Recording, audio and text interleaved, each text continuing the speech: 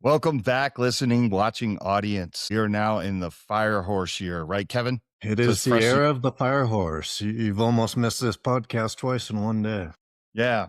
So this year is not starting off good, but it wouldn't be a Walk the Talk America podcast unless we had technical difficulties and problems. So we're right in line. And I'm excited about this podcast because I think of our guest as a personal friend of mine who we have been talking for years about coming onto the show. And I always said, like, what would happen if it actually happened? And I feel like it's perfect that we're kicking it off for the fire horse year. 100%. But I want to bring on the show my friend, all around awesome dude, TV star personality, wonderful human being, gun enthusiast, Ton Jones, man. How are you? Thank you, brother. I'm excited it actually happened. We finally did it, bro. It's been years in the making and we finally did it together. This is awesome. Been looking forward to it. I can't see outside of my studio, but I don't know if like cats and dogs are falling out of the sky or like I know. It's like, dude, we're going to do the podcast. We're going to do the podcast. No, this year we're going to do the podcast. No, this year we're going to do the podcast. And finally, we're doing the podcast. It's happening. It's happening. And on the first year of the fire horse. Yeah, I know. Perfect. We couldn't have timed it better. This is awesome. Been looking forward to it. So what's going on with you, man? You're in the middle of a lot of stuff. I mean, I thank you for coming on because I know that you're in the middle of a move and I mean, it's been hectic. Chaos and madness. It's like drinking water from a fire hose. It complete chaos, but that is my life. And that just like yours, if things were simple, we wouldn't know what to do. Kevin, this is special for me, obviously, because we finally did it and made it happen. But Ton did something very unique, something very interesting. I think he's our number one listener at this point because he calls me one day. He's like, "Hey man, I'm on episode 49 or something like." So he like went through and listened to all of our old podcasts to kind of get a feel for this. But that preparation is admirable, man. Yeah, I have gone through, and since SHOT Show, I wanted to get more of a feel for, I know what you're about, support you. That's why I love you and Guns and Mental Health, WTTA, so much. But when I don't know about something, I'm going to research it. So what I did is, what I didn't know about is all your other guests. And mental health is such a broad net. So I wanted to go back and research people's thoughts, people's opinions, people's perspectives, and just get more than just the people we know as a collective, but other people's insights, other people's point of views, because they're not going to grow unless you get other people's point of views, right, wrong, indifferent. If you don't accept their point of view or see their insight, you're never going to grow as a human being. So I went back and binged as much as I can. I mean, and I did jump. I watched and listened to a block of 20. Then I scrolled up, went 40 to 68, and hit the 90s, then went into the 150s, into, I think, all the way up 163. Then the ones that really I didn't agree with some of their opinions, I went back and listened to again because I wanted to see why I didn't agree with their opinion. Instead of just shutting them down like, that's bullshit. No, I wanted to hear it again. So I went back and listened to some of those again, and all the way until I tire screeching in the driveway to get here to make you here on time. I was listening. I'm back on 97. So yeah, I've probably, I think I'm over 80 episodes right now. I've listened to, yeah. For time context of when this gets published, we're not even 4 weeks after SHOT Show from when you started. So Yes. what did you find? What were the top conversations? What were your favorites? A lot of my favorites were when a lot of it was statisticians, when you had statisticians on here. Those were my absolute favorites and some of my most hated. because statisticians, it's like going to the doctor. If you go to we've had this talk before. If you go to the doctor with a headache and you see an oncologist, the oncologist is going to see cancer.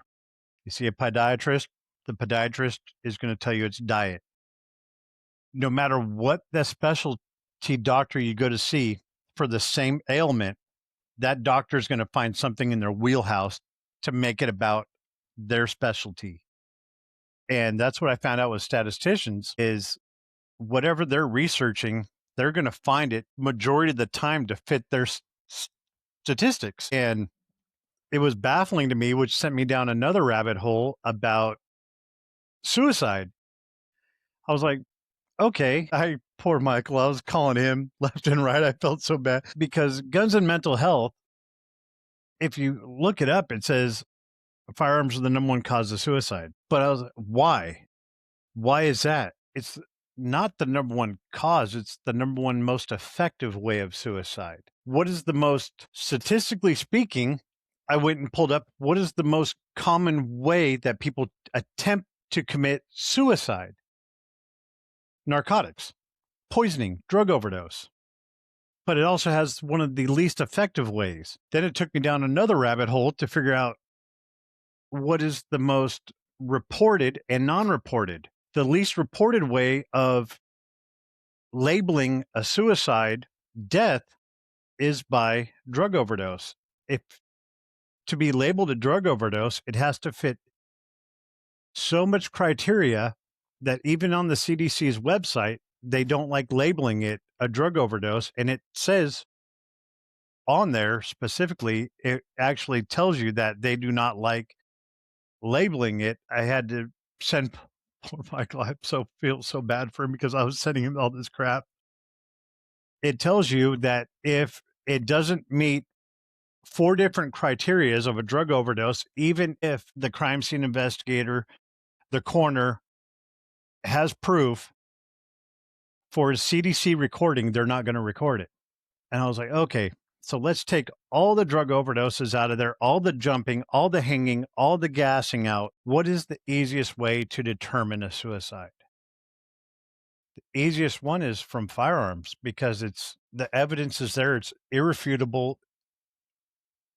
And on both sides, you cannot argue. The end result is 82.5% effect. So once I got to the number of 82%, 82.5% lethality over the suicide rate with firearms, I went down the prevention route. What are they doing to prevent it? The prevention, out of all these people that are doing statistics as a whole, less than 15% of the organizations that are doing these statistics that are supporting mental health, less than 15% are doing anything to actually help any of the suicides. But over 60% are helping with drug overdoses, but not the mental health side. They're putting in drug programs. And I was like, what is the purpose? But so I researched those companies that were helping with the drug overdoses, and go figure, they'll either own an insurance company, own a pharmaceutical company, or work for a conglomerate that owns both. So it's not profitable for either one. I mean, this podcast has actually taken me down more rabbit holes than I ever could imagine. I kind of felt bad for Michael because I was like, bro, I'm calling him up. I was like, bro, what'd you do to me, dude? I love it though. It was discussing, like, Kevin, no guest ever calls before or after, right? He's like asking me like, oh, this one. And then he would tell me these stories. He's like, you forced me to call 4 of my friends that work in law enforcement. My guy, the red flag laws. That's a whole nother thing. What red flag law works? I've called law enforcement since we've talked last, 3 other states, trying to figure out red flag laws that work. I've actually talked to law enforcement in these states, and I've gotten a 100% out of, I think, 18 individuals I've talked to. 100% of them have agreed for suicide prevention, 0 red flag laws work. Even one officer, and I shared this with Michael, said that one gentleman that was on the suicide watch list. They removed his firearms. He grabbed his kids, put them in a vehicle, rammed the back of a semi truck at over 90 miles an hour, and killed his whole family. They said if we would have left his firearms with him or something else with him, he would have only taken one life.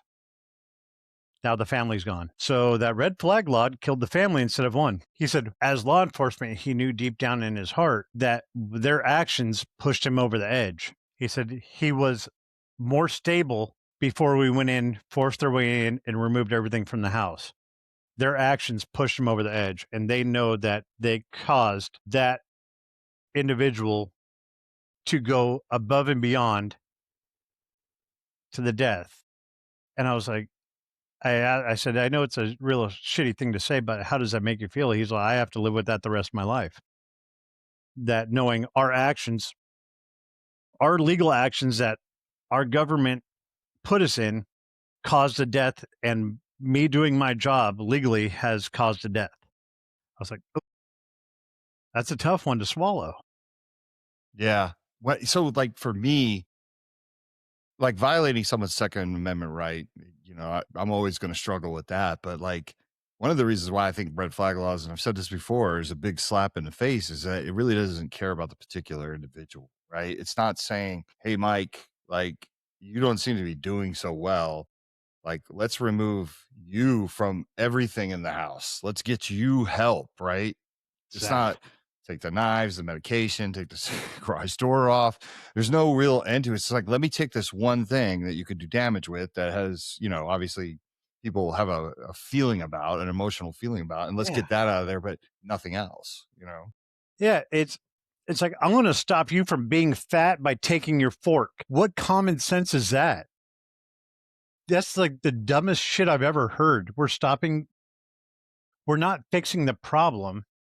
We're not even scratching the surface of trying to fix a problem. We're fixing someone else's complete emotional needs and feelings, not the person that's in need now. And that's what this journey is actually quite frustrating me with, and wants me to fight harder for mental health, and especially mental health in the firearms world, is that I don't have the right answer. A lot of this is my own perspective and my own opinion, which until we get together as a group, we're not going to have a solid answer.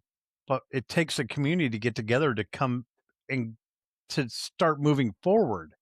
Doing what you're doing now, having people that don't own firearms make laws, that don't understand firearms make laws, is just ludicrous. And I don't get it.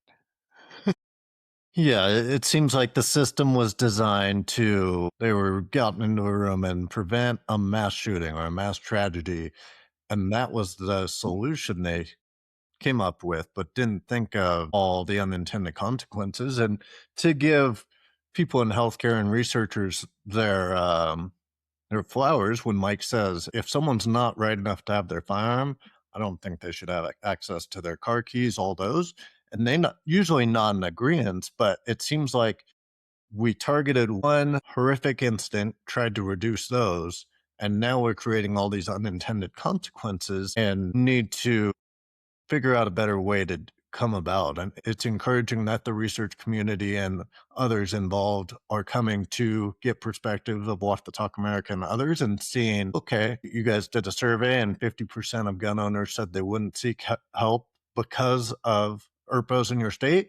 That's something that we're now going to consider it in what we're doing. And I think the evolution started, but it doesn't change the fact of the situation where we're at now. But yeah, it, it, there is a lot of work that needs to be done on both sides of the aisle, without a doubt. And I work with a lot of veterans communities that deal with mental health. And some of these guys have injuries that are deep, deep inside their soul. And we've taken individuals out hunting and shooting that are broken. They're broken deep. And those wounds are have shattered them beyond belief. They've come back to nothing. We've had talks around the campfire where we know they're potentially suicidal. We've had talks with their family before we even taken them out, saying, "Are you sure you guys want to take them out?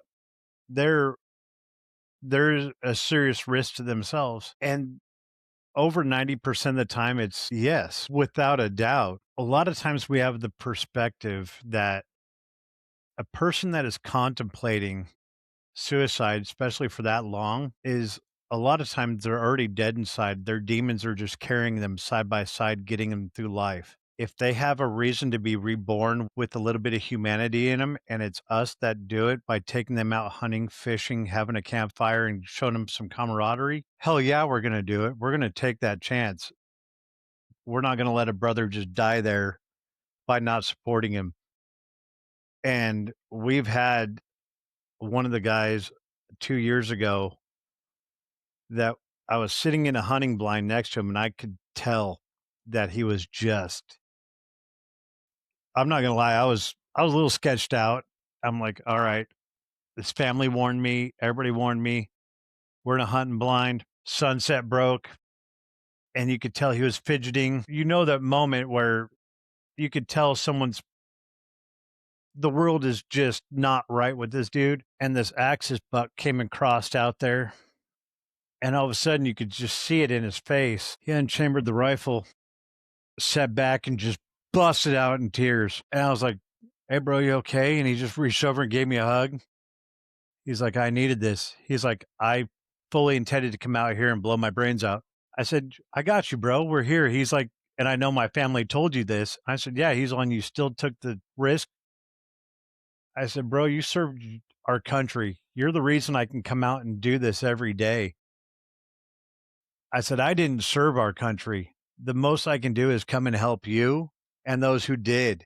I said, "There's no way in hell I'm going to let you fall, brother." And he just sat there, and I sat with him for probably about a half an hour, 45 minutes while he just sobbed. And it was gut wrenching to me. And afterwards, he's like, "Damn, dude, I missed my chance to shoot." I said, "Know what?" I got on the radio. I said, "Hey, we're going to sit out here for another 4 or 5 hours." And we didn't get a clean shot. The ranch manager says, "No, what? You guys take as much time as you want." We sat there from 5 o'clock in the morning till 4 o'clock in the afternoon when they came back through. I just sat there with him. Another axis buck came through. He took a shot, dropped it. I went out there in the field with him, cleaned it, put it up. I get a call from him about every 4 or 5 months. He has his life together. He's stable. He has a family now. He got remarried. Everything has gone back together. And he tells me, he's like, "I could have missed all this if I ended it that day out on the ranch with you." If people don't take the chance on the walking dead, as I refer to them, because they're already dead, they've already had it planned. If you don't give them a reason to be reborn as a human, they're going to take that chance. They're already dead.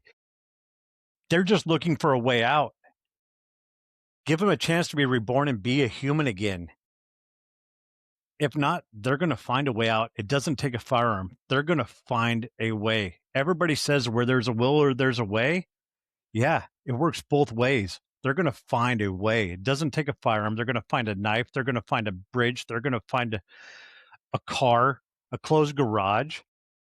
Someone has to have a backbone to just walk up to a human and say, "Hey, bro, how are you doing today? Let me give you a hug." It can be that simple moment that takes them and brings them back to life. Yeah, that honestly, that's you, man. Like every time I've seen you, you've always like embraced me and been warm and welcoming, and it puts a smile on my face. And that is a nice segue into a very cool story that I want to share about you at SHOT Show. We had a senior researcher that was walking around with us. Carrie's she's a friend of the show's. She's awesome. We love her. But it was her first SHOT Show, and at the moment that you saw me, we were walking her around the Ruger booth, and it was Kevin and I, and we were talking about lethality of firearms, right?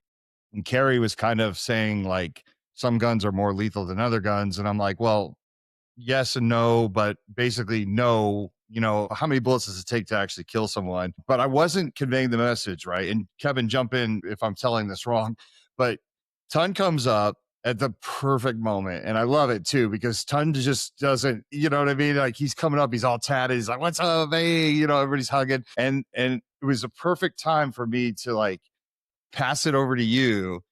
And we haven't even got to your background yet. So maybe you can like intertwine some of your background into this. But you were able to walk her around the booth, and you like took like almost an hour of your time, you and RG from Ruger, like to actually like educate her and bring her kind of into our world to understand this. And to her credit, I mean, she wanted to listen to you, because even when I was watching her listen to other people, she would turn to you, like, so it worked out. But that was just awesome. And after it was all said and done, I was like, I love you. You could, like I said, the way you conveyed that message. But I remember you telling me, working in Hollywood, you had to do that a lot, right? Yeah.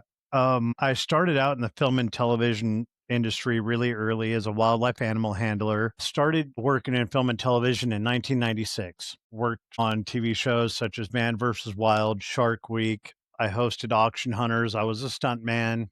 I hosted Auction Hunters for 6 years. I've worked behind the scenes on a bunch of TV shows, music videos. I've been beat up by actors, thrown through windows. And being pro today in the Hollywood scene is really unique, to put it the best. Sometimes you are the most hated and the most loved by the same person, because a lot of them, saying the Hollywood demographics in the herd mentality, hate firearms. Individually, everyone wants to own a firearm, but they don't want each other to know. They feel that they are the most responsible and they feel safe, but they don't believe the other person should own one. But they all want to own one, which was really unique, trying to explain to every individual. I have this conversation 30, 40 times a day on set, saying that, well, everybody feels the same way as you do, but if everybody got together and trained together, you'd understand that all of you are safe together as a group. Well, I don't want to train with everybody. I don't want them knowing what I own. The laws you pass to take everybody rights away are the same ones that you want to keep secret from the world. And then they would get this aha moment, like, damn. So no matter what I have to do, I have to register the firearm I own? I said, yes, especially in California. And they'd be shattered. So I started out in the film and television industry. After I left Auction Hunters, I started working with Air Force air guns, designing high-powered pneumatic air rifles. I was in charge of R&D and ballistics. Worked there for 6 years, set the world record for the longest confirmed air rifle shot at 2,058 yards with the pre-charged pneumatic air rifle. Now I am director of operations at Firebird Targets, also in charge of marketing. I manufacture instant hit recognition flares and reactive targets that explode for the firearms industry and specialty shooting industry for long range instant hit targets, so you can shoot long range and see your target detonate in a huge cloud of smoke, shooting clays. So I spend a lot of my time throughout the shooting industry. This year was my 30th year at SHOT Show. Yeah. My first one was, you're 29, I believe. Yeah, 29th year. My first SHOT Show was when I started with a company called Merlot's Cutlery, which is long gone. Then I met Cold Steel. They were one of my very first sponsors. Voodoo Tactical was one of my very first sponsors, and been there as a little snot-nosed brat. And now I'm getting to be one of the old timers, which is a brutal realization. Yeah, I've been in the firearm industry. I was born and raised into it my whole life. And when I saw you and Carrie, I didn't know what her job was. I didn't know what she was doing. You were at one of my favorite booths. Ruger are one of the strongest companies, not just in the firearms industry, but the mental health game, and just everything about Ruger is always been so family oriented. I cannot say enough good about Ruger. They support the veterans, they support youth, they support mental health. They are the poster child of what a firearms company should be. 100%. They're just a great company with a great crew, a great staff. You walk in, it's like walking into a family. No egos, no chips on shoulders. They're always there to help and teach everybody. That's what I love about them. And when I saw you that day, I walked in because that's my boy Mike. got to give him some love. Came over to give you a hug, and full disclosure, you looked a bit perplexed. I was like, got to give my boy some love just to see how you're doing. Poor Kevin's just was over there going, what the shit, bro? Kevin always has this beautiful ability to have a monochromatic look. Yeah. And I mean that with the utmost respect, because happy, sad, upset, Kevin, every time I saw him at SHOT Show, is like, I want you to be my attorney, because your read is like epic, just perfect, just even flow, no matter how everything goes. I was like, okay, there's Kevin, there's Mike, and you were with some people, and I gave you a hug, and you're like, perfect timing. Here's Carrie. I'm like, what? I put you right in the game. You showed up to the game, and I put you in immediately, starting point guard. Luckily, it was about a subject I know a decent amount about, ballistics. And I knew what she was asking, and I knew where she wanted to go, but the question was not being presented the way both parties could understand. I knew what she meant in her head. I knew what you were trying to answer in your head, but having to ride the line so many times from where I've come from, I was like, I got you, bro. And the order of lethality versus, she was trying to figure out, if you pull a trigger on a 22 pistol versus a 22 rifle, what's the order of lethality? Especially if the pistol versus the rifle can look scary versus the non-scary versus the barrel length versus it was mostly on the barrel length, and then going over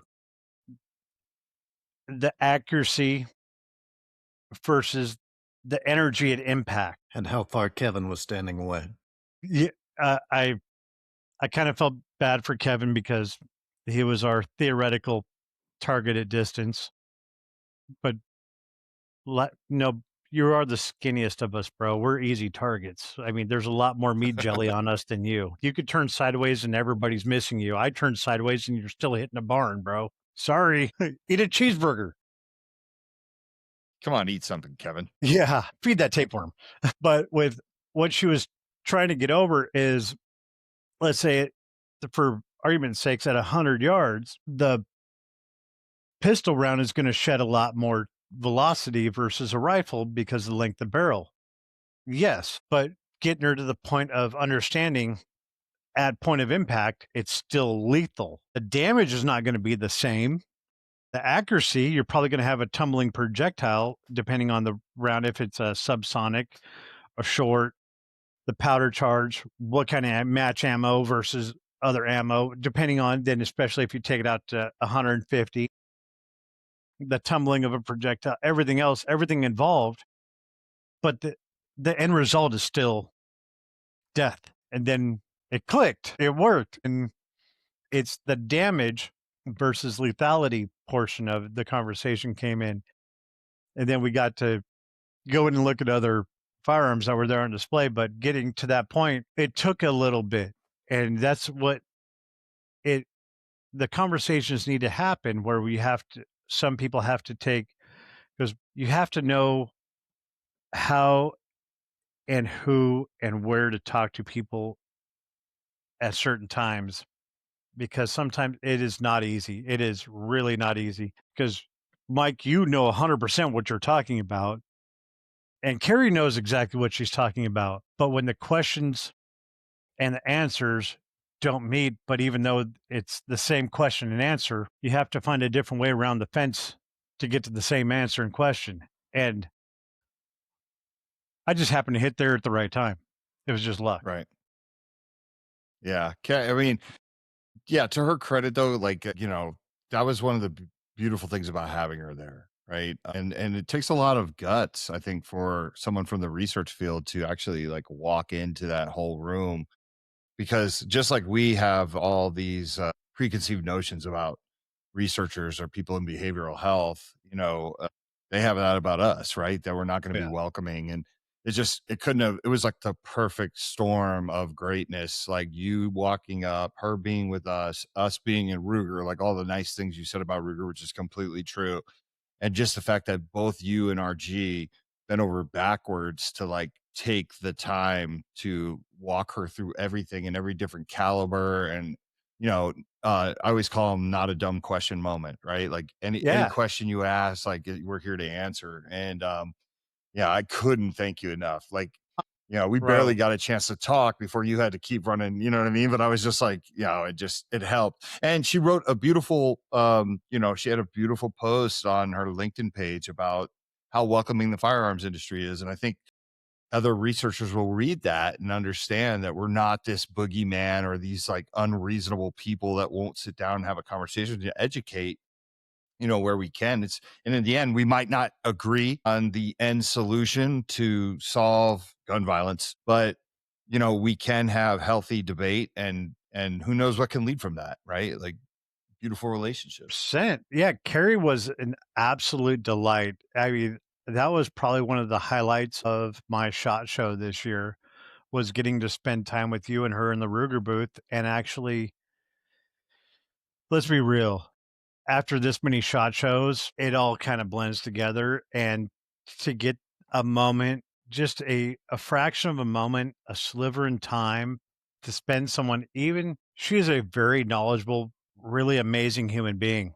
And her questions, there is no dumb question when you're learning. There is zero dumb questions because the person's learning.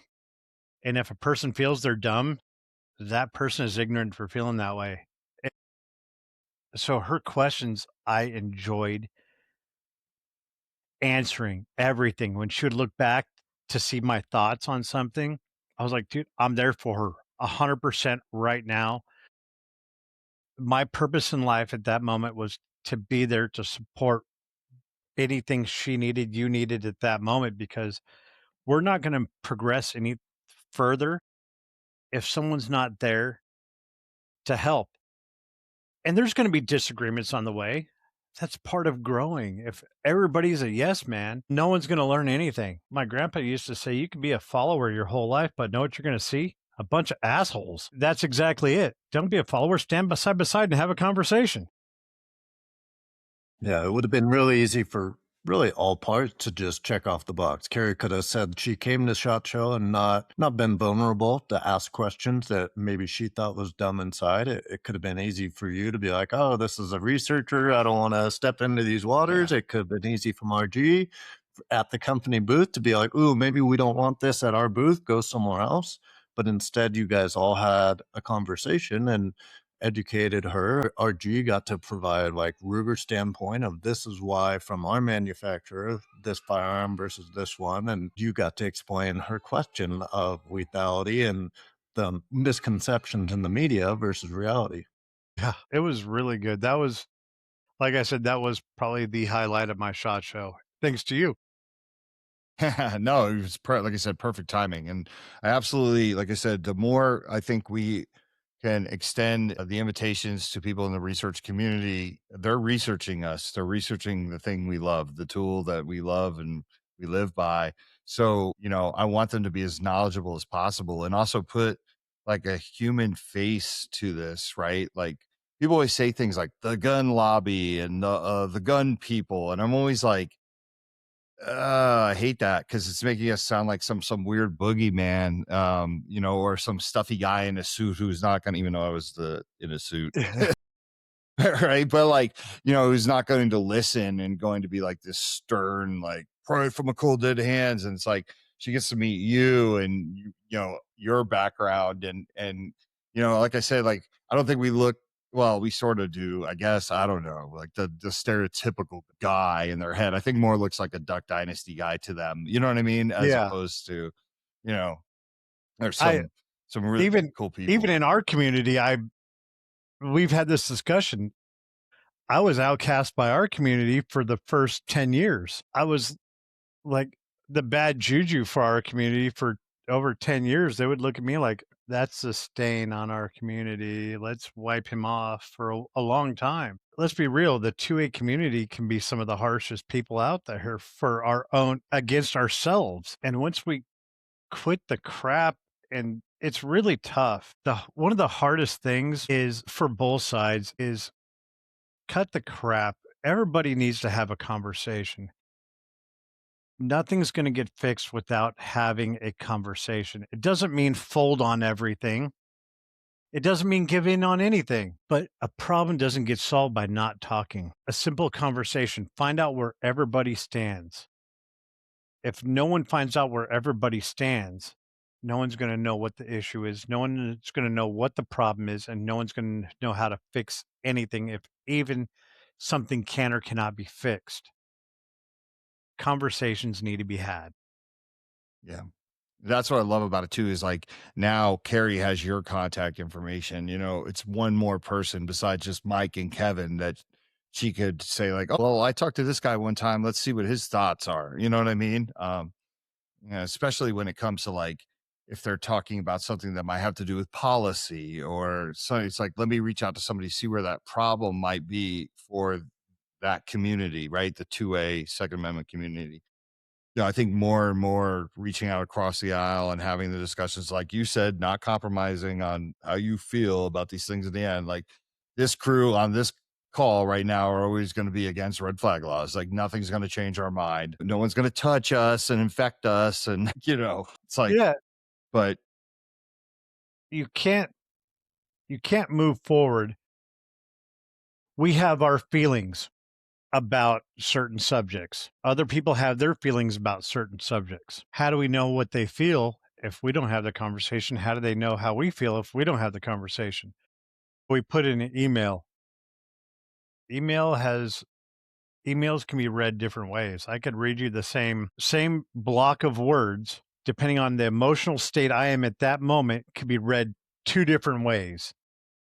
People do it all the time. Then they'll ask the buddy in the cubicle next to them, "Hey, how do you take this? Do you take this the same way I do?" And the way you present it can be taken a different way. You can change someone's emotion about reading a piece of paper by the way you present it to them. Let's cut all that shit out. Look someone in the eye. How do you feel? Tell me how you feel. I may not agree with it, but give me the chance for rebuttal and tell you exactly how I feel. It's that simple. It's not rocket science. yeah, no, for sure. I got a quick question for you because I was just thinking about like all the accomplishments you had, and if like even like Googling your name, seeing all the shows and things like that. So you've always had the firearms industry like in the background, right? So you said 30 years ago, like then you get to Hollywood. Like, how did you straddle the line with both, or was there a time when you left the gun industry and went into Hollywood, and or did you always do both? Oh, okay. This is going to be a long road to hoe, bro. I always did firearms, archery, weaponry. I worked for 11 Industries, which did the doinkers and stabilizers for archery, competed in archery from in the 80s. Wow. Yeah, that takes me back. Competed in the archeries and knife throwing and throwing weapons events in the 80s into the 90s. Started working for the knife company in the early 90s. Started going to SHOT Show 96. Grew up in a firearms household, military. Father was military for a while, then went civilian contract. Grandfather was military. Going to SHOT Show over the years made connections with firearms companies. Working in Hollywood, you're for such an anti 2A community. I worked with more firearms on set than I did at home. I mean, I shot more firearms, teak firearms, rare firearms from these armorers by the time I was 20, 21 than most people did before they were 30. But while that was all happening, I became a phlebotomist in the early 2000s, massage therapist, a veterinary technician, veterinary surgery tech, orthopedic surgery tech for wildlife, ran a wildlife rescue for venomous and exotic snakes, which helped me get into the film and television industry as a wildlife wrangler, studied herpetology, was a docent at the reptile exhibit at Los Angeles Zoo, Worked at LA Zoo, worked with a bunch of reptile people, worked with the International Herpetological Symposiums. So yeah, I've worked harder at not having a steady job so I can have multiple jobs so I can chase dreams my whole life. It- so like, okay, so because I'm fascinated by it, I've dated and met a few people that have been on reality TV shows, and like, how does that fall into your lap? And because you're like one of the most humble people I know. Like, so it's not like to me, like, I don't feel like you're like an attention whore or anything like that. Like, like you've always been real low key. So it's like, at what point do you realize you're like, man, like people are very interested in just even like you being on Auction Hunters, right? Like people are just interested in what I have to say and how I roll and my whole aura. Like, when do you figure that out? Like, or do you, or like, It was really weird. There was a time there while I was trying to make some money to pay for my schooling. I was bouncing bars and working at a tattoo parlor.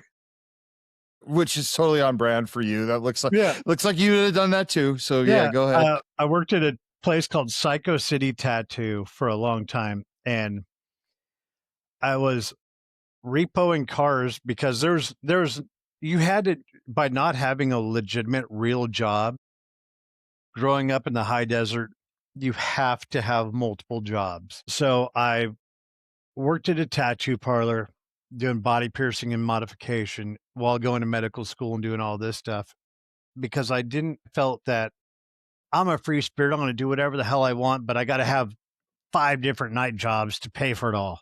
Go figure. Met a guy named Repo. Repo's like, hey, dude, I see you're picking locks. I'd always learn how to pick locks. Back then, you'd get a book. I'd get a book and learn how to pick locks. He's like, heard you're pretty good at this. I was like, yeah. He's like, do you want to go make some side money when you're not working at the tattoo parlor? Come help me repo cars. Sure.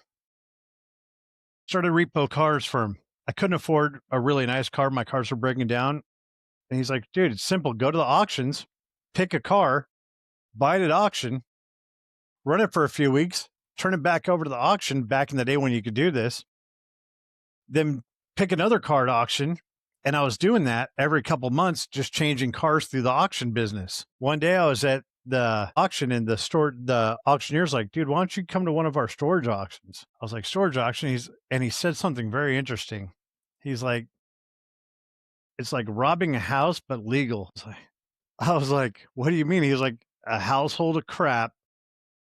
He's like, then you could sell all that crap and make enough money to get a real car. He's like, it's work, but you can make enough money off the stuff that people leave behind and get a real car. So I packed up my stuff, went to a storage auction, started buying storage auctions while working at the tattoo parlor, while going to school, while doing wildlife rescue.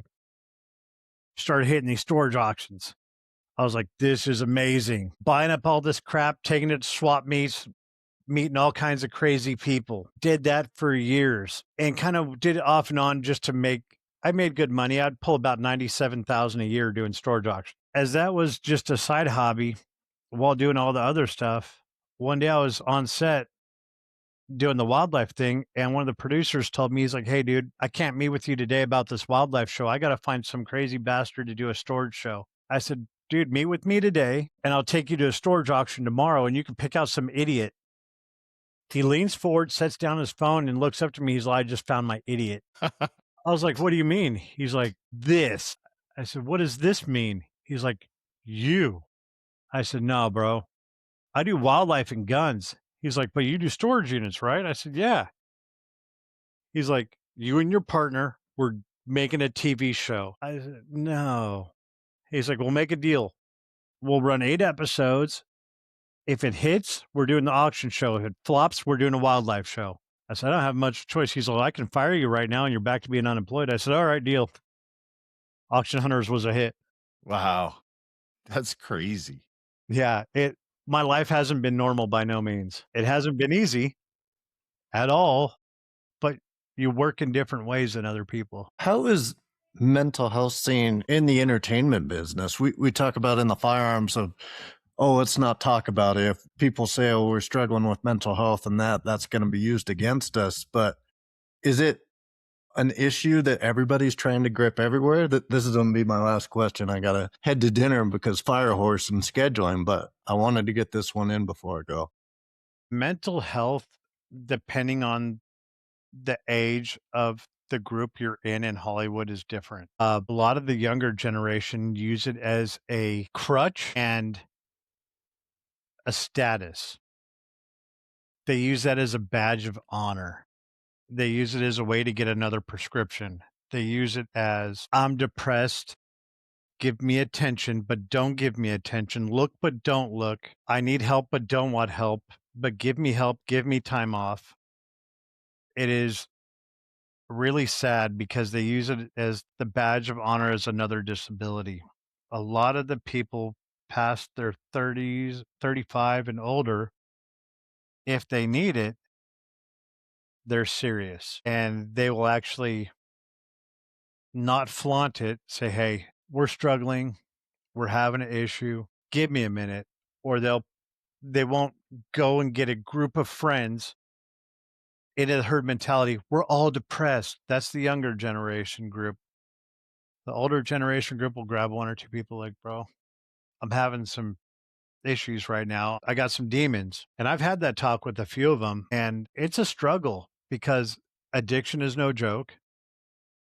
Suicide is rampant, but they do it in a different way because some of the laws where they're at is the firearms are not accessible, so they use it in a different way and it won't get labeled as a suicide. They find alternate methods, but it mental health is all it is a real struggle in that industry because especially with the age of social media, everybody's worried about appearances. No one's worried about what's inside. And the younger ones are more worried about, hey, look at my disability. I'm depressed too. Oh, you're depressed? So am I. You're depressed? Oh, we're all depressed. We're all going to go sit in the corner and act depressed. And if you're not depressed, you don't belong in our group. You're suicidal? So am I today. Oh, we're coming up on the 27 club. We should go all commit suicide together. Well, look at the party they had for this person that commits suicide. Oh, they had such a great memorial. I wonder if they'd do that if I had it too. It's a whole nother version of mental illness the younger generation's dealing with versus the older generation are like, dude, finances, cost of living, the world, family, breakup, children, other things are bothering them where they're actually seeking help and they're having problems getting it. It's a struggle. Yeah. Kevin, are you out? We're losing our producer, ton. It's just going to be me and you. Well, you And we're, guys we're going to sit in fire horse. silence. Dude, Fire horse. everything that goes on from here is your fault, bro. That's what they keep telling me. Can't blame me for everything that happens.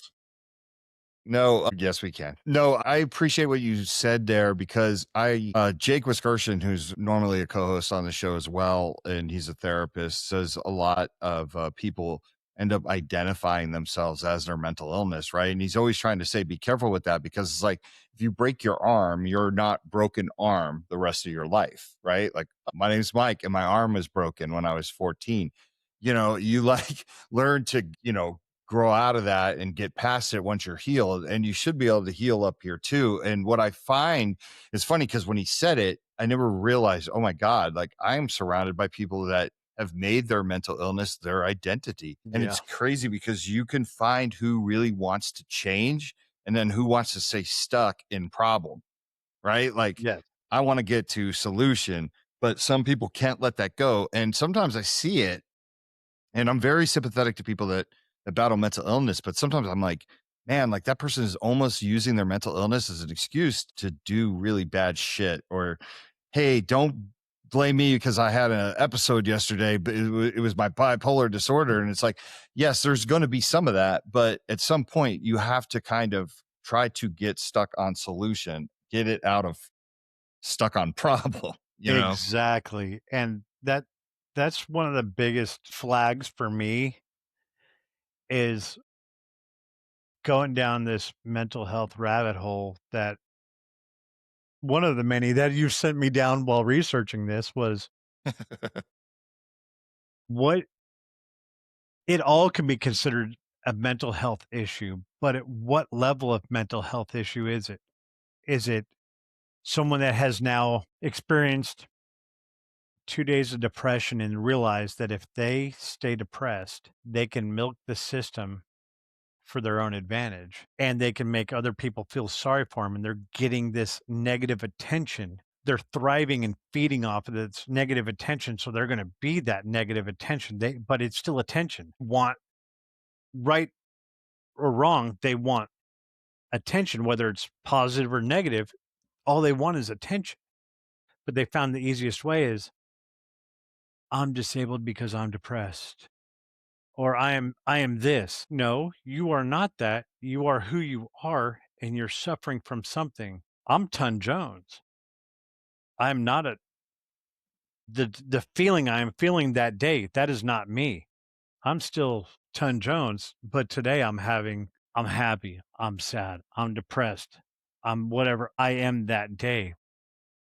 But that is not me as a whole. And a lot of the issues I've been trying to figure out through this journey is deciphering the people that really want help, want attention, and to seek help, or the ones that just feed off of the negative attention, and that's their new permanent disability. It's it's a struggle, and it hurts. It Yeah. hurts everybody through the whole thing. It hurts the people that are seeking real help instead of the people that are just they don't want help. They want to sit there in this dark cloud that they've designed for themselves, custom tailored black cloud of negative attention, but they want to sit and feed off that for the rest of their life versus the people that are like, dude, I got struggles. I got these demons. I don't know how to deal with them. I need to figure out how to deal with them. I don't like to say conquered demons because even in my world, I don't conquer my demons. I let them walk side by side because the second you think you conquered a demon, it's going to come back and whoop your ass, and that's when you fall hard. I let my demons walk side by side with me because sometimes they get me through the hardest shit in my life. And that's just me. I'll walk side by side because as soon as you keep your enemies, keep your friends close, keep your enemies closer, dude, we want to find who needs the help and really needs it and help these people deal with their demons and understand them and work through their problems. Not that people are just milking the system. Yeah. When you think of your demons, and I don't necessarily think you say whatever you like, right? But like when you think of like your demons, like what was the hardest times in your life? There has been a few. I grew up in a normal divorced household, and that's from my era. That's normal. 12 years old, parents divorced, completely unreconcilable, yeah, you know the word. I got you. Um, yeah, especially with all the dental work I just had. Parents were unhappy with each other. Older brother went with father, younger brother went with mother. I was the middle child and I went out on my own. I was like, and I learned to survive. And I love my parents separately. I had loved them more than anything in the world. My dad has since passed. My mom's still alive. But at 15 and a half, I had to figure out how to survive on my own. In a 73 El Camino, living underneath a road in a drainage ditch, figuring out showering at the Y, doing odd jobs, going to school on my own, meeting up with people at the tattoo parlor to take care of me and making sure I still made it to school, finding odd jobs to do stuff while trying to still succeed. That was rough, but I met a bunch of really cool older people that didn't put up with shit. And say what you want about the biker community. When they see a kid that's struggling, they brought me in and they made sure I did my homework. I mean, when you roll into a tattoo parlor filled with bikers after school and they may be smoking weed, drinking whiskey and Yukon Jack and Everclear, but you get smacked up beside the head and hey, boy, you better sit down and do your homework or I want to throw you a whooping. Guarantee you do your homework. Right. And one of them tells you, you bring home an F, you're going to learn what an F is. And it stood around for fuck around and find out. You're like being a kid. And it gave me appreciation because my dad worked his butt off at the base and he literally worked double shifts just to provide what he could. And I know he couldn't be there physically all the time, but I knew he was doing it Even though I couldn't be with him all the time, I know what he was doing. At that young age, I knew that he was trying to provide. And I was still a little punk kid with a chip on his shoulder because parents were gone, and that was on me. I was angry at the world, so I was surviving, but every time I came home, I got a hug. "Here's food, here's some sleep. Are you okay? What's going on?" And he said, "Make sure I got temporary custody. I got 50-50 custody. Make sure you go check in on your mom." Even though they didn't get along, but that was a dark time. And I'd drive back over to mom's house, pissed off at the world, stop at the tattoo parlor. This biker would say, "How's your father? Is he good? Did you tell him you love him? Did you check in? If you didn't, you better get your butt back over there. I want to beat the tar out of you." Like, "Yeah, I did. All right, go see your mom." That intermediary was my version of a therapist. My one and only version of a therapist I've ever had was insight from people that were already broken and already burned and scorched from earth. And these guys were damaged. I mean, some of these guys were damaged beyond beyond repair, but they still had enough love for a punk little bastard like me to put me on the right track. Go to school, give your parents love and respect, no matter if you felt you loved them or not. At that time, when you're older, you'll appreciate these moments. I was angry, but I listened. And as I got older, I appreciated it. And then I started, I made it through that rough patch. My first year of auction hunters, I took every paycheck I had, everything I had earned. So I'm finally making money. I can get out of school debt. I can pay off everything. I was drowning in debt where top ramen, spam, peanut butter and jelly, and you'd hit the 99-cent discount store and get everything they're getting ready to discard to feed yourself because money was that tight. That's what we survived on. But I'd taken every bit of money that I had got from the first season of Auction Hunters and paid off all my debt. Season 2, I was planning on moving. I get a phone call that my house was on fire. While I was out filming, my house was broken into and robbed because they were stealing copper. They robbed my house, took everything I owned, some of my dad's guns, my grandfather's guns, and they burnt my house down. And while they're standing on the footsteps of the sheriff's department, which was 200 yards away, they filmed it and put it on YouTube. What? Yeah, it's still on YouTube to this day. Damn. So they robbed my house, took everything I've ever worked for, all the stuff, and burned my house down. I mean, that going through something like that, like just because I think about, like, I'm looking around my studio here and I just think about like everything, like my daughter's baby books, right? Like things like that. And, not everybody has kids, but just things that are memories, things that are just, you can't replace, you'll never get back, right? Like something from the set, something or whatever. Like that's just, I mean, I can only imagine its rage. My dad's dog tags, Yeah. Perfect because example. 2 years later, I wasn't over it.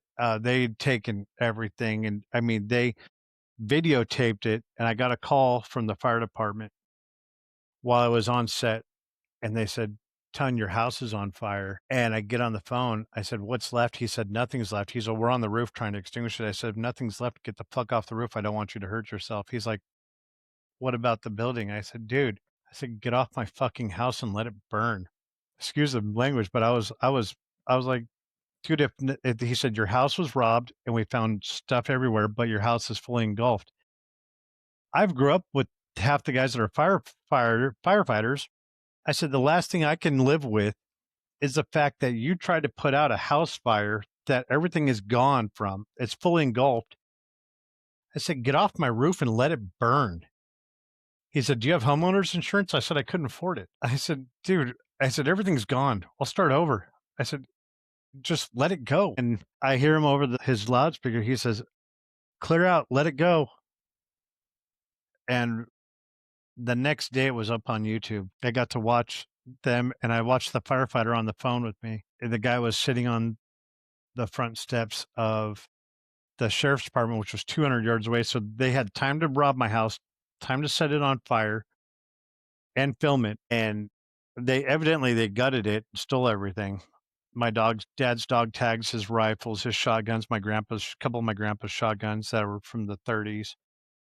I mean, they gutted everything, and I'm on TV now at this point. I gotta be on set the next day, and I have what's in my suitcases that I've been down on set with for a week. That's all I have left to my name. And I was like, "How do I start over from that?"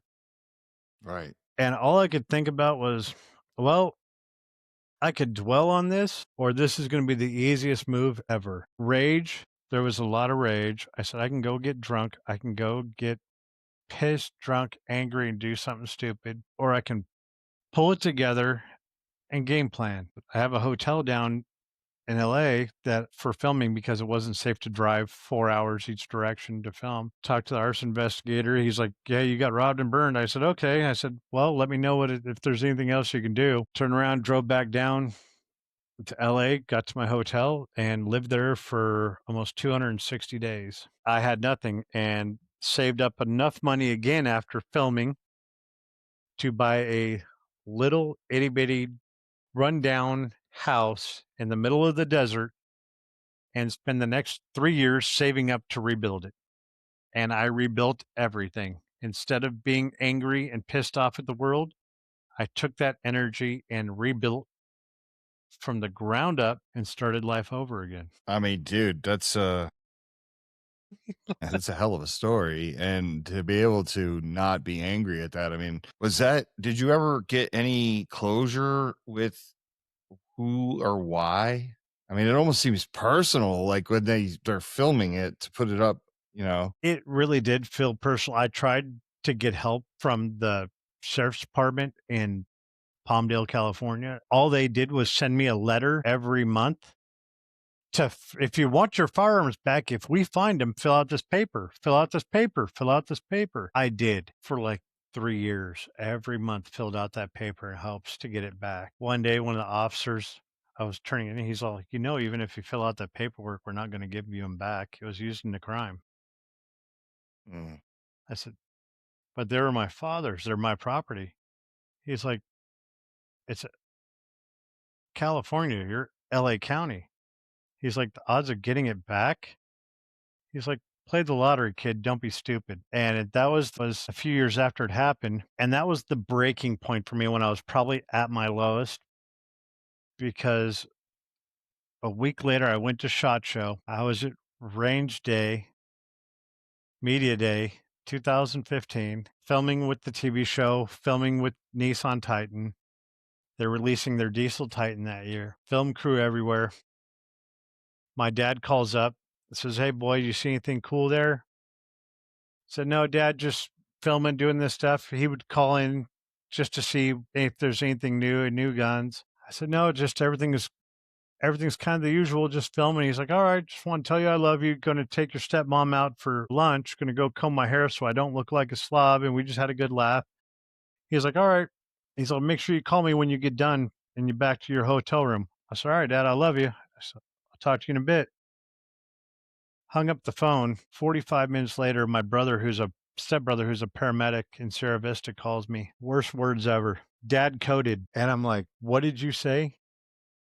He said, "Dad coded." Found him on the bathroom with the phone in his hand and a comb. He said, "We've been working on him for about 40 minutes. He said, "We stopped in to see him before he went to lunch with Mom, and he had coded." He said he fell in the bathroom, hit his head, open wound, heart attack, no pulse. I said, "What do you mean no pulse?" He's like, "We've been working chest compressions for 45 minutes, no pulse." And he drops the phone. His partner and the other paramedic picks up the phone. He's like, "We're going to have to call it." He's like, "Your brother can't do it." I said, "Is there any chance?" He said, "No." "Then call it." That was the darkest. At SHOT Show, right after telling me that I had no hope to get my dad's guns, his dog tags, or anything back. A week later, go to SHOT Show. He passes away. Lost my dad. Just 5 minutes after I tell him I love him, I'll call him later. My stepbrother calls. My dad passes away. And I had talked to my dad twice a day. Since I had moved out, it was even in the worst of times when I was the most angry with him and pissed off at him, I always talked to him. I'd pick up the phone, even if I was angry, Love you, Dad. That was the darkest where I actually felt like there was no soul left, and I didn't give two shits about the world. And I mean, you can be you could think you're on top of the world and everything's going smooth, but when your support system is no longer there, it was brutal. That hurt. That took the wind out of me. I didn't want to physically and mentally did not want to do anything. I was equivocally ambivalent about everything for about a month. I loved and hated everything. I love the fact that I could go and be with my stepmom, but I hated the fact that I had to be there over the situation. You find out how family really is. You find out all the shit wrapped around it. I did not get time to grieve because you're taking care of everybody else's emotions while they're going through their own grieving process, sometimes selfishly because they're over grieving to get attention. And I would just look at him like, this is how you act in a time of need. And I'm like, all right, keep your cool. It took me about 2 months to finally break down and grieve. And it was bad. It was bad. My wife at the, well, she was my fiance at the time, had just left 4 days earlier to go back to Slovakia. And she'd just landed in Slovakia, just getting back in the groove, preparing for a wedding. And she calls me up and I said, Dad passed away. And because it was SHOT Show's January, we'd gotten engaged on New Year's Eve that year in Australia. We just got back to the US to tell Dad that we're engaged. A couple days later, she flies home. I meet with the sheriff's department. Everything goes down. It's just go from on top of the world, we're engaged, to everything's gone. It was a punch in the gut. Yeah, it's kind of, like you think about like life and the things that are happening, and it's like you meet this woman that you're going to commit to, and you have all these great things planned, and it's just like you take things for granted, right? Like every day you're used to talking to somebody, or and then one day it's gone. And I tell people that all the time. I'm just like, recently I lost somebody that meant the world to me, which is Martin Tuason. He was one of the owners of Arms Corps, and just a really good guy who believed in, everything that I did from the jump. And sometimes I figure like he didn't understand what I necessarily did, but he trusted me and he loved me, because sometimes I'd Yeah. hear him explain to people what I do. And I'm like, yeah, not like that. But he just had a massive heart attack, and he's 51. I'm 50, and if there's anybody that's done enough damage to their body, where I think you'd always pick me as the guy to go over the other person. But, I think about the last time we spoke, and it's just like, we live close to each other. And, every time we talked, it was like you coming on the podcast. We always say like, oh, we'll get lunch next week. And usually we just saw each other in the next place, or, something Yeah. would happen.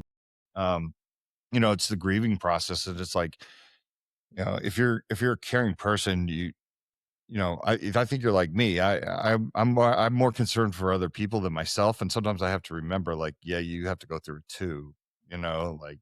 Yeah. It's grieving for people like us is sometimes a struggle because we're naturally want to make sure others are okay, sometimes at our own detriment.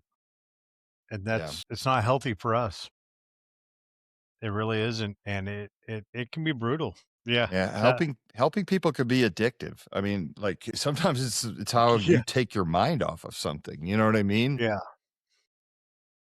100%. Like I made it through the last few years pretty good, pretty stable. My grandfather helped me out a lot after my father died. My grandfather just passed last year, January 8th of last year at 93. Wow. Yeah. But he was completely, he was doing great till he wasn't. A couple days before Christmas, a year ago, he just fell over, got up, said, I'm not doing good. Goes to the hospital, finds out he has 4 different kinds of stage 4 cancer. And I call Wow. him. I said, I'm flying back to San Diego to find out how you're doing. He's like, I got stage 4 cancer. Give me another glass of tequila and a cigar. I was like, Grandpa, you're not doing well. He's like, it's called death, kid. Toughen up. I'm like, But that's how Grandpa was. He was very realistic about it. Grandpa had a different way. My Grandpa Frank, he was, when I flew out there, I flew out there immediately to see him. He's like, boy, he's like, you're going to grieve. It's going to be sad, but celebrate me. Don't be sad. He's like, I'm not going to hurt. I'm not going to be in pain. He's like, but it's your time to be the asshole in the family. It was like with my grandfather's passing, he was, I wouldn't say the replacement for my father because I talked to both my father and my grandfather daily. It was, if it wasn't daily, it was by message or something. It was always a constant communication as a role model. And with my grandfather, when he passed, it was a different kind of grieving and mourning. There could be chaos in a room, and we could look at each other and have this moment where it was an understanding without words even being spoken. And he could just, I'd walk by and he'd just grab my arm and just give me a wink, and everything was perfect. He could see when I was at my end, stressed to the max. He'd squeeze my hand and just look up and wink. I'd be like, all right. And he'd smile. Things would be perfect. That was like instant relaxation, and everything was great. And I saw him, I had to leave the day before he passed to come back to Texas, take care of my family. And I reached over, I said, Grandpa, I'll see you later. And I went to give him a kiss. He's like, he said, it'll be many years before you see me again. And I was like, shit. He already knew. Yeah. And he said, I love you, honey. He gives me a kiss on my cheek. And I was like, ugh. And he said, make me proud, and just smashed me on the cheek. And he's like, go now, take care of your family. I was like, but we both knew that that was it. It was different. And I went back 2 weeks later for the memorial, cooked for the whole family like my grandfather used to, all of his favorite Mexican dishes. Half my family is Hispanic, either from Mexico or Spain. Go figure. And the whitest thing out there. Go figure. Yeah, last name Islas. While everybody else is grieving, I did what Grandpa would do during celebrations and funerals. I did what he would do is I cooked for everybody. I didn't grieve then. I took care of everybody. And after 3 days of being out there, I flew home, got in my truck, and I'm driving back during this lightning storm in Texas. And I'm just kind of irritated that he never got to come and visit me and the family here. And it's just one of those weird moments, a bolt of lightning in the middle of the thunderstorm. I'm coming down Chisholm Trail, crashes and scares the piss out of me. And I just break down sobbing. And it was like instant 30 minutes of sobbing, laughing. I was like, I needed that. And I had his little medallion that he would wear on my neck, held onto it. And that's what I needed to get home. Made it home, and I was like, I needed that one. I grieved almost within a couple weeks after his passing. I needed that then. It wasn't like when my dad passed, but that was everything I needed in that moment to soothe my soul and make me feel whole from the situation. And we still have pictures all over the place, and the kids remember, and they'll walk by and say, hi, Grandpa, hi, great grandpa on the wall. And that just makes me feel better. Yeah, man. I always tell people grandmas and grandpas are like the toughest things to lose. You're losing like Yeah. so much history and like my mom loves me. She's still around, but my grandparents, they love me. Yeah. Like, it's like, it's different. My mom had to be the disciplinarian and everything, but it's like when I saw grandma and grandpa, it's like they just love me. And, Yeah. like I said, you're losing history, you're losing wisdom, like passing it down. I mean, my grandfather used to always say, like, I went around the block, made a left, went around the block 20 more times. You know what I mean? Like I wrote every chapter of this book. Like I'm not stupid. Yeah. And one of his lines always was, "There's only two people in this world I trust. It's me and you, and I'm not so sure about you." Like that type of thing. Yep. That's exactly it. Grandparents are a special part. He taught me a lot about hunting, a lot about fishing. Him and my dad would drag me out, and it's funny because grandpa was my mom's dad, but my grandpa and my dad would take me out hunting and fishing.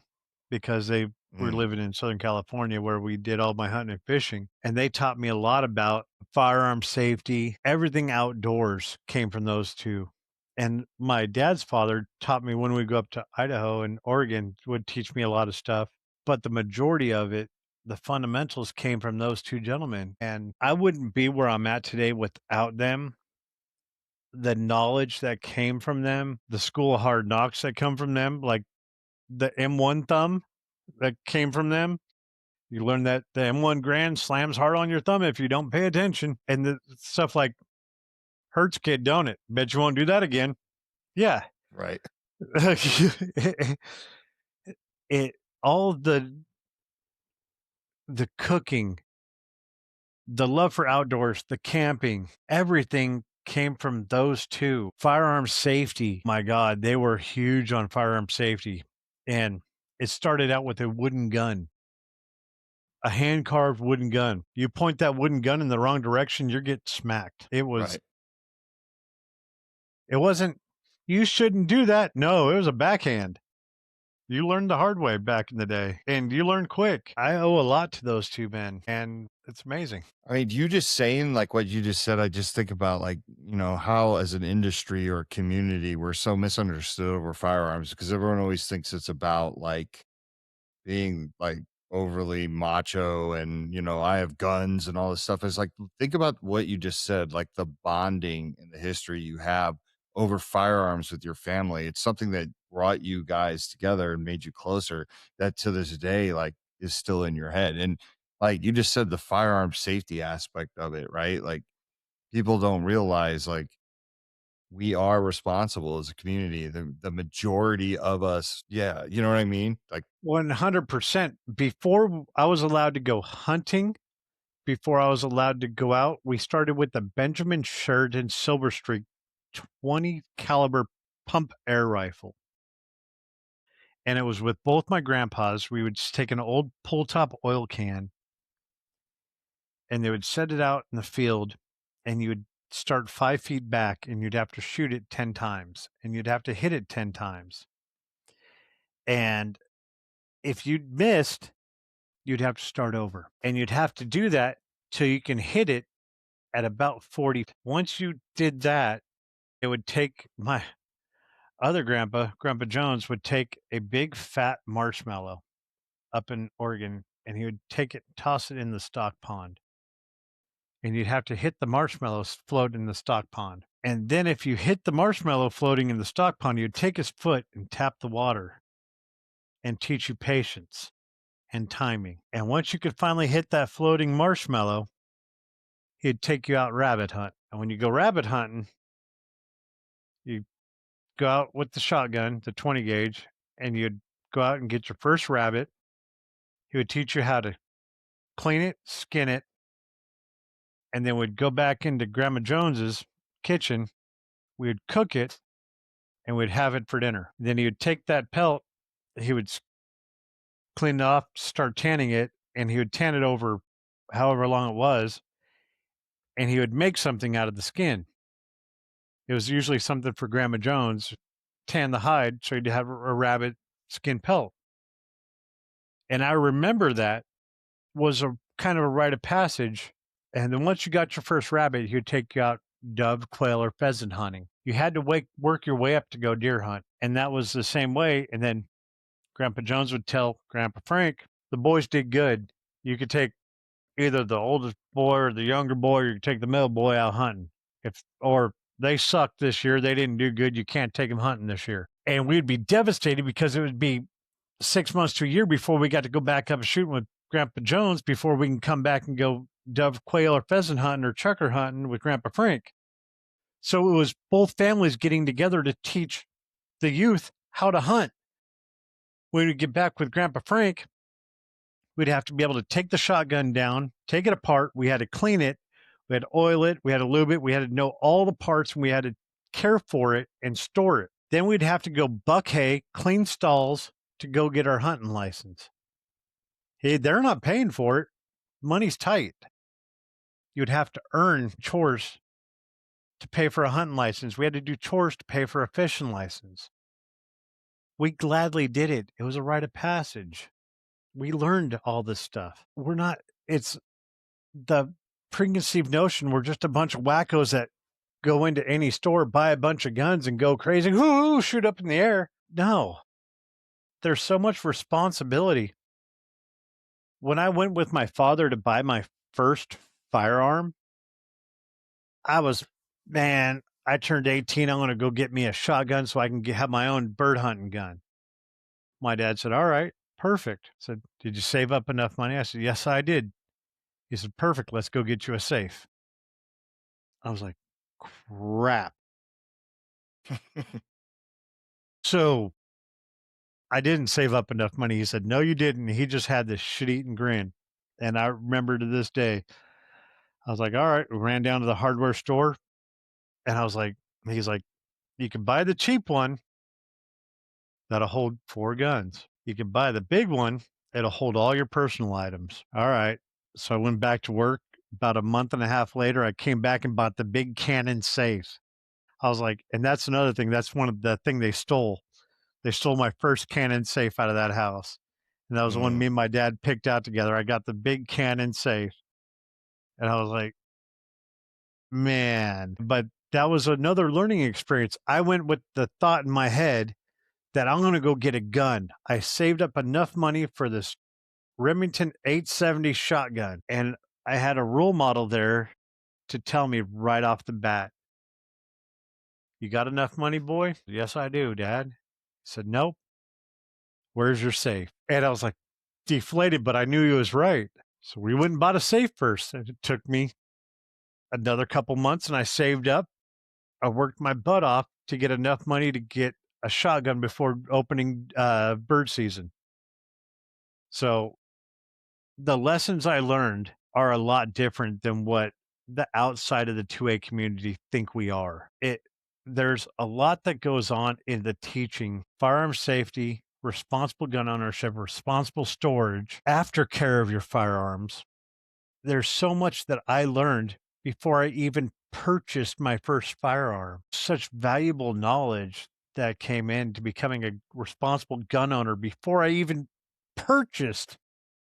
I owned a safe before I even bought my first gun. I looked at that safe. That was my driving force to become more successful. I was like, got it. And I was like, he wasn't even living with me at the time.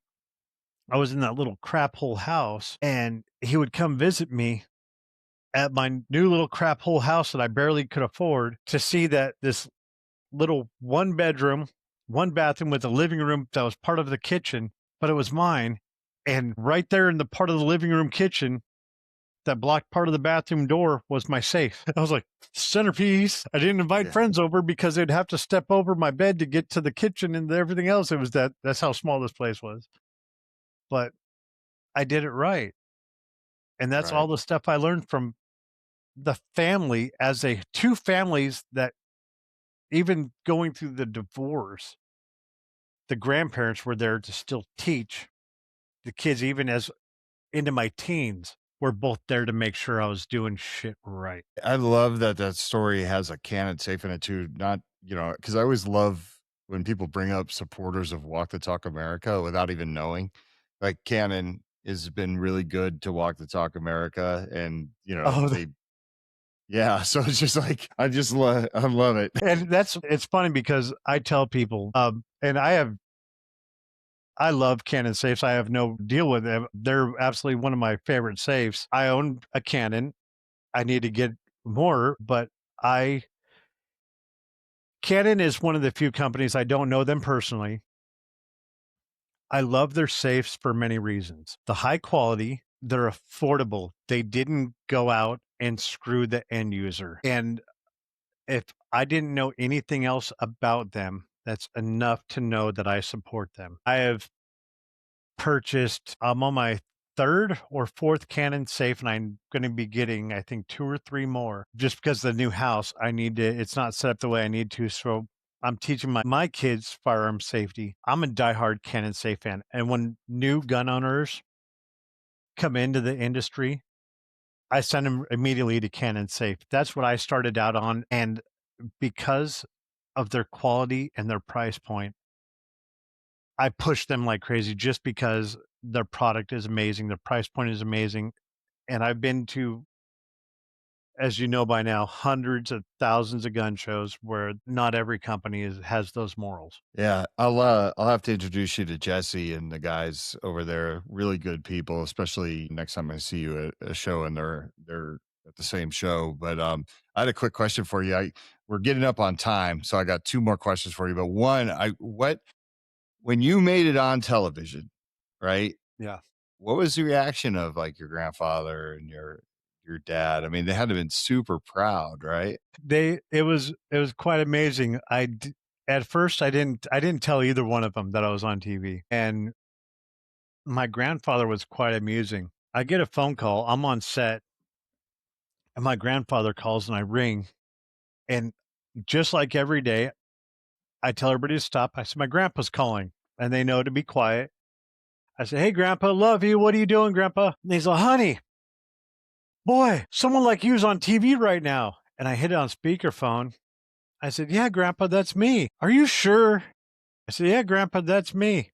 I said, "Grandpa, I'm on set right now filming the TV show. You look fat." And he's like, he's like, "What are you buying and selling?" I said, "We're doing storage auctions." He's like, "Why didn't you tell me you're on TV?" I said, "You didn't ask." He's like, "Now you sound like me." It was just this really funny conversation. I said, "You want to say hi to everybody else?" He's like, "You're really filming?" I said, "Yeah." So I put on speakerphone. I said, "Everybody tell grandpa hi." He's like, "Hi, grandpa." And he's like, "My God, that's so cool." And it made his day. And he was just ecstatic. When my father found out, he was still working at the base, and he'd gone into the break room, and I get a phone call. I was already on the way home from set, and my father calls up. He's like, "Boy." I said, "Yeah? What you doing, Dad?" He's like, "You're on TV. Took you long enough." He's like, "Smart ass." He's like he's like, "So you got yourself a real job?" Wow. I said, "Yeah." He's like, "Proud of you, boy." I said, "Thank you, father." And he's like, we had this really cool conversation. He's like, "So what are you doing?" I said, "Buying and selling storage units." "You're still legally robbing people's houses, huh?" I said, "Yeah." He's like, "Well, if you find anything cool, let me know." I said, "All right." I said, "When are you coming over for dinner?" He's like, "Well," he's all, "I don't know. I'll call you when I get off work." I said, "All right." I said, "Do you want to come to set one day?" And it got quiet. And he's like, "Really? I can do that?" I said, "Yeah. Do you want to come to set one day?" He's like, "I would love that." And I was able to. It was 4 months before he passed away. We were filming down by where he lived. I got to bring him to set and make him a producer for a day, sit behind the camera, watch everything. He brought his car down for a day, this 57 Chevy two-door hardtop Bel Air, drove it to set, sit behind the camera with all the producers, and he sat with us for a whole day of filming as one of the producers and watched me on set for a whole day with me at work. For the first time in my life, he came to my job and ate with the crew, ate with us, and got treated like royalty for a day. I was used to going to his work growing up, and it was probably one of my fondest memories. I still have a picture on my phone of the day he was at my work for a day. Like bring my dad to work day. And he said it was so much fun. It was just a great moment. Yeah, that's awesome. Yeah, I love it. Well, last question before we get out of here. How do you tend to your mental health these days? I keep grounded. Don't let the small things bother me. I remind myself every day that everyone else is going through just as much crap as I am. Some people could be going through a lot more. I do different things like at SHOT Show. After a day of SHOT Show, there's so much stimulation. I'll go fill the bathtub with water and fill it full of ice and soak my feet in the ice water for about 5-10 minutes just to ground myself. Day to day, I put on what they call 8D music. It's auditory music that It sounds like the music is spiraling around you. It helps ground me. When I'm at the airport, like I told you before, I listen to your podcast. It helps me remember that there's other people dealing with other things. And a gentleman once told me, imagine life as you're walking down the street and there's a pile of dog crap on the ground. You could step over it and move on, or you could step in it and drag it with you the rest of the day. It's a choice you make. I make the choice to try to step over that crap as much as I can. Every once in a while, you're going to make a mistake and step in it and drag it with you for a while. It's inevitable. But when possible, step over the pile of shit and move on. It's that simple. If you take that idea with you, things will get easier. The more you step over it, the less things are going to be dragging with you. It just made life a lot easier for me, and finding the little simple ways to ground yourself. Every day when I get home, I make sure I kiss my wife and kiss both my kids and give them hugs. Every morning when I get up, before they go to school, I kiss both my kids, give them hugs, tell them to do the best they can. And I look forward to seeing them every night when I come home. Having those little rewards for me make it so I can get through every day no matter what crap I'm going through, because that's my reward for myself. And call a friend, tell me you appreciate them. No matter how long it's been, call a friend, "Hey, bro, I'm just checking in on you. Are you okay?" That'll make a difference in someone, because one of these days they're not okay, and that call could save them from doing something drastic. Yeah. Amen to that. I appreciate that, brother. And I appreciate you and your kindness and everything about you. I'm so glad we crossed paths a few years ago, and I think it was at the goals conference or something. We ended Goals. up Yeah. sitting next to each other, Yeah. right? Like we both found out we have Slovakian wives, and like, yeah, real Slovakian wives, which the other night listening to them on the phone was really funny because people always say like, oh, my wife's Slovakian. It turns out like she's Slovakian American, right? Like she's not a Yeah. real Slovakian. Our wives sound like vampires. Like they're really Slovakian. So, Seriously, vampires, dude. I wake up worrying that they're gonna harvest organs every morning. but yeah, man. So I love you to death, brother. I'm so glad Love you you were too, able to brother. finally come on the show, and it's everything I thought it would be. And why don't you tell the audience where they can find you? I know you're on social media. Go ahead and reiterate your company again and where they can go to check that out. Yeah, we're Firebird Targets USA. We're Firebird Targets on Instagram, Ton Jones Official on Instagram, and we're also Firebird Targets USA on Facebook and Ton Jones Official on Facebook. Find me most of the time at just about any gun show, any outdoors event around, usually just trying to smile and make people happy. That you do. That you do, sir. So I will say this, like I said, there's very few people that I know generally always seem to be in a good mood. And I think that that kind of radiates off you. And I think that helps people. And if there were more people like you, I think the world would be a greater place. So once again, like I said, on behalf of our sponsors and our listeners, and thank you for coming on. And I know we're going to talk a lot more. Yeah. So Dude, thank you for everything you're doing. I have a lot of respect for everything, and I have a huge appreciation for all you're doing for the mental health community and the 2A community, bro. It's not an easy job, and I know that people don't say it enough, but seriously, thank you, and I appreciate everything you do. I know sometimes it's a thankless job, but thank you. Seriously, you're amazing. Everything you do is amazing, and I wish there was more people like you out there. I appreciate you, brother. And on that note, until next time, listening audience, we wish you better mental wellness. Thank you.